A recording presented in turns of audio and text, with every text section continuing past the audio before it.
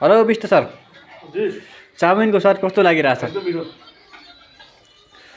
Hello guys, आज हामीहरू दीपक भण्डारी सरले बनाएको चाउमिन खाँदैछौँ। मैले त खाइसकेँ, अरू साथीहरू खाँदैछन्।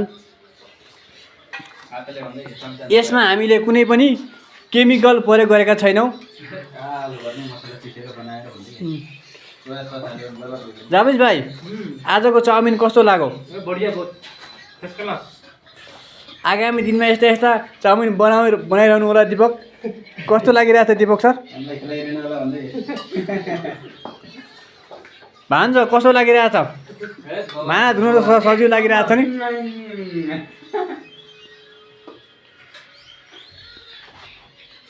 हेलो विष्ट सर, तपाईँ त मोबाइलमै हराउनु भयो त, के हो? एकदम कस्तो लागिरहेछ आजको चाउमिन? एकदम स्पेशल, एकदम हाम्रो दीपक सर एकदम मेरो त उले पकाएको जुन टेस्टी छ। हेलो दीपक भाइ, के छ तेरो खबर?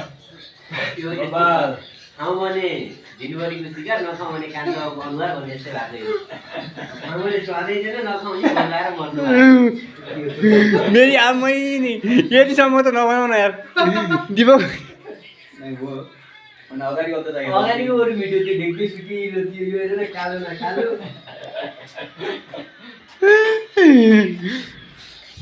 ल गाइस, सबैले कृष्ण चौलगाई युट्युब च्यानललाई फलो गरिदिनु होला।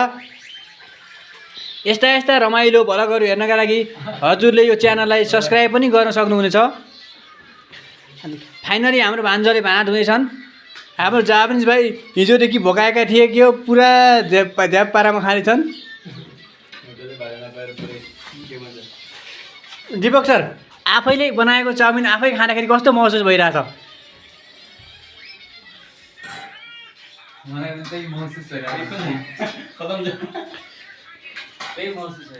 ठिक छ, जे होस्, हाम्रा साथीहरूको एकदम रमाइलो।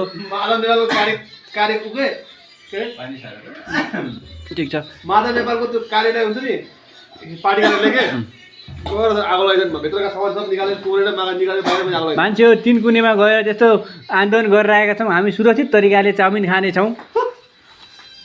त्यस कारणले गर्दा हामीहरू एकग्रुप हुनुपर्छ। गाइस, कृष्ण चौलगाई च्यानललाई फलो गरौँ, लाइक गरौँ।